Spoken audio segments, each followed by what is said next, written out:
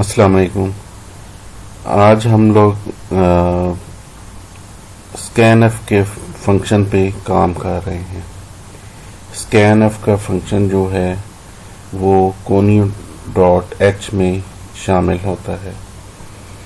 अगर आपने इस स्कैनएफ का फंक्शन यूज़ करना है तो आपको ये वाली फाइल conio.h लाजमी तौर पर इंक्लूड करनी पड़ेगी। स्कैनएफ के फंक्शन का जो सिंटैक्स है वो आप स्कैनएफ लिखते हैं और डबल कोट्स में फॉर्मेट स्पेसिफायर %f_d_i या c वो लाजमी तौर पर लिखते हैं और जिस वेरिएबल में इनपुट लेनी होती है उसका नाम लिखते हैं और उससे पहले एंड का साइन या एम्परसेंड का साइन हम लोग यूज़ करते हैं। अगर हम लोग एम्परसेंड का साइन यूज़ नहीं करेंगे तो हम लोग स्कैनएफ के फंक्शन के इस वेरिएबल में इनपुट को नहीं ले सकेंगे। इसलिए ज़रूरी है कि वेरिएबल के साथ एम्परसेंड का साइन लगाया जाए। स्कैनएफ का फंक्शन सी लैंग्वेज में यूज़र से इनपुट लेने के लिए इस्तेमाल किया जाता है। आप कोई भी इनपुट लेनी हो, कैरेक्टर, फ्लोट, इंटीजर, उसको अगर आपने लेना हो तो स्कैनएफ का फंक्शन यूज़ करेंगे। स्कैनएफ के फंक्शन को जब भी आप लोग यूज़ करते हैं तो वो सिस्टम जो है इनपुट लेने के लिए स्क्रीन पर ठहर जाता है और जब यूज़र अपनी इनपुट टाइप करके जब तक एंटर का बटन प्रेस नहीं करेगा उसकी इनपुट जो है उस वेरिएबल में नहीं आएगी। अब इसकी एग्जांपल देखते हैं। हम लोग एक जो ट्रायंगल है उसकी बेस और हाइट लेके उसका एरिया फाइंड आउट करते हैं। हम लोग यूज़र से इनपुट लेंगे बेस और ट्रायंगल की हाइट और जो उसका फार्मूला है कि 1.5 multiply by base into height, इसको इस्तेमाल करते हुए यूज़र को जो एरिया है वो रिटर्न करेंगे। ये सबसे पहले मैंने सिस्टम का एक फंक्शन यूज़ किया है। ये आउटपुट स्क्रीन का कलर चेंज करने के लिए इस्तेमाल हो रहा है। इसको आप आगे चल के मैं डिस्क्राइब करूँगा। सिंपल फ़िलहाल स्क्रीन को बेहतर तौर पर दिखाने के लिए मैं कलर को चेंज कर रहा हूँ। अभी आपके सामने इसका इम्पैक्ट आ जाएगा। यहाँ पर सबसे पहले मैंने फ्लोट टाइप के 3 वेरिएबल डिफाइन किए हैं एक ही लाइन में। बेस ली है, हाइट ली है और एरिया लिया है। बेस, हाइट और एरिया।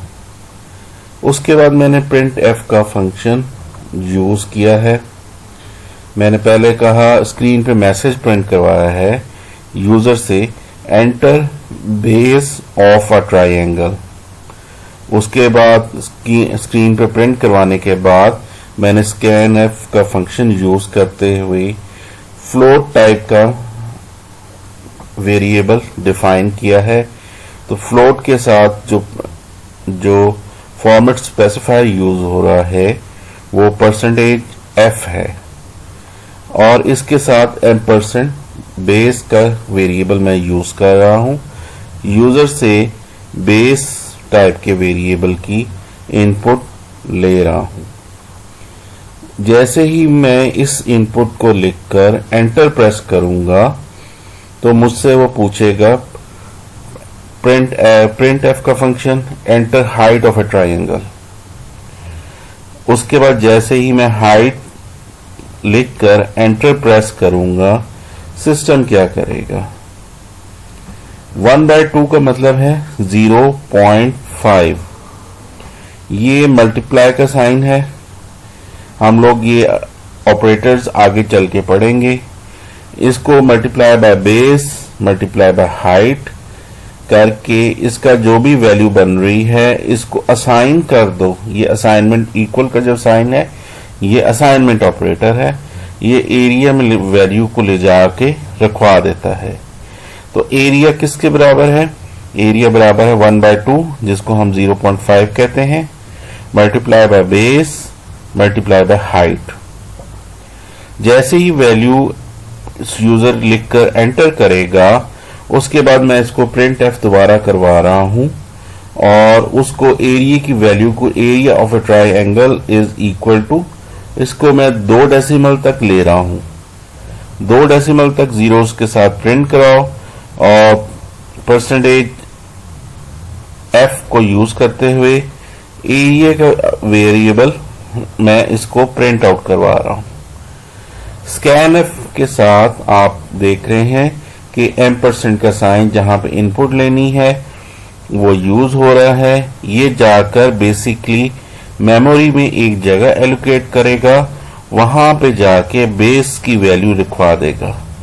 इसी तरह ये मेमोरी में जगह क्रिएट करेगा और हाइट की वैल्यू लिखवा देगा।